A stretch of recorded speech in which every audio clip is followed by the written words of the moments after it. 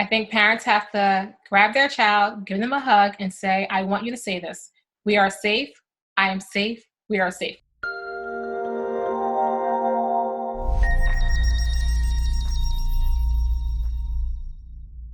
Marlene, thank you so much for joining us today.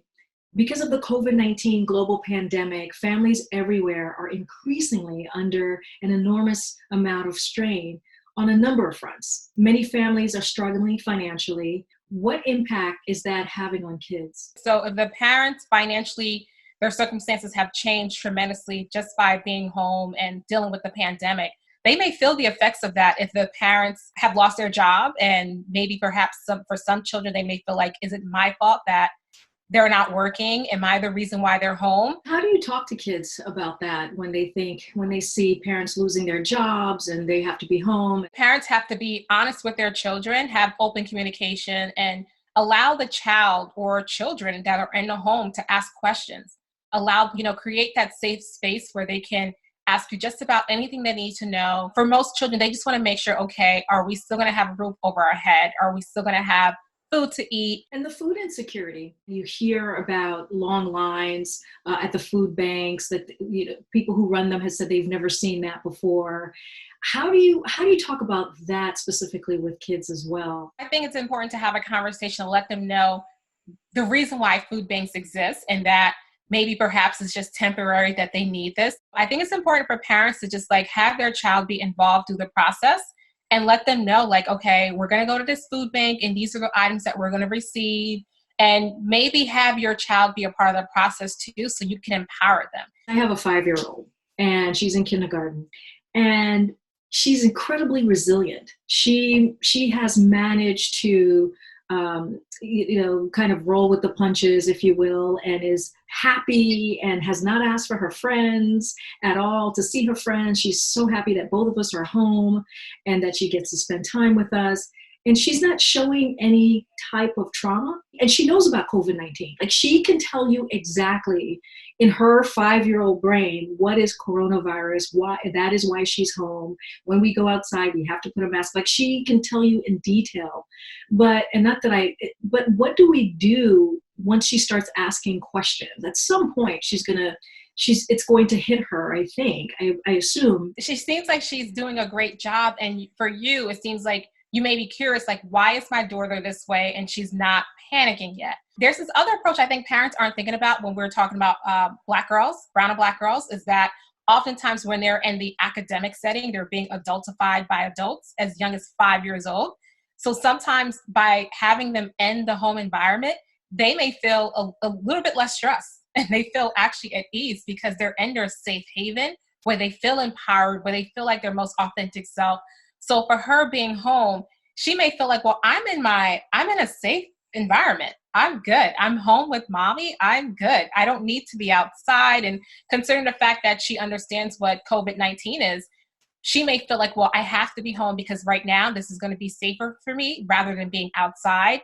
What do you say to the different ages of children? Like a 5-year-old thinks very differently than a 10-year-old, clearly, and then a teenager. You definitely want it to be age appropriate, but I would say something simple, for a child that is under 5, like a 5-year-old or a 10-year-old, you can use something like M&Ms or jelly beans, and they have different colors. So you can have them pull a color out, and the color is red. You can ask them, okay, in the past week, have you been angry about something regarding COVID-19? Pull out the yellow one. Have you been happy about something that has happened while we've been home practicing social distancing? So you're allowing them to talk about their emotions, because oftentimes they don't know how to identify their emotions. But I think parents can talk to their teenagers a little bit differently than a 5-year-old. So letting them know as far as the facts that's out there, the information that's available. Let's talk about homeschooling for a minute. That has caused so much stress for so many parents and kids. Mm-hmm. How do you build boundaries and balance? So first thing I want to tell parents is that have some grace. Give yourself some grace, because I think sometimes people can be too hard on themselves. And also too, for parents to recognize that they're in the middle of a pandemic and their children are also in the middle of a pandemic. Create structure, create a schedule.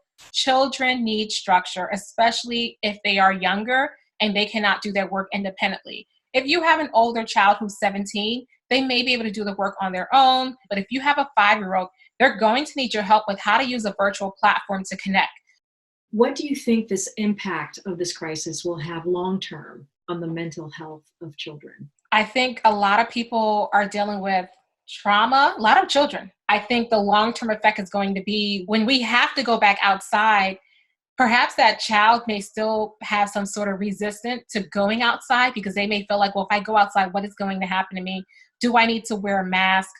I'm scared to go out. And what if I contract some sort of virus? What should families be looking out for when we're talking about potentially long-term mental health issues for kids? You want to look out for somatic symptoms, such as like if they're having headaches, stomach aches, aches and pains anywhere that are abnormal. So things that you're not used to seeing. If you notice your child is restless, if you notice poor appetite, if you notice your child is hypervigilant or increased anxiety or shortness of breath, lack of attention, like they're not paying attention. So if you notice any changes in your child's behavior that is going on for at least a week or two, then it's important for you to, at that moment, reach out for help, contact a therapist. If you could tell all the parents out there to do or say one thing to their kids during this time, what would it be? We are safe. I think parents have to grab their child, give them a hug, and say, I want you to say this. We are safe. I am safe. We are safe. Like for the child to just say those words. Oh, thank you so much. Those are beautiful, beautiful words. And yes, we are safe. Marline, thank you so much for joining me today. Really appreciate your expertise and your knowledge.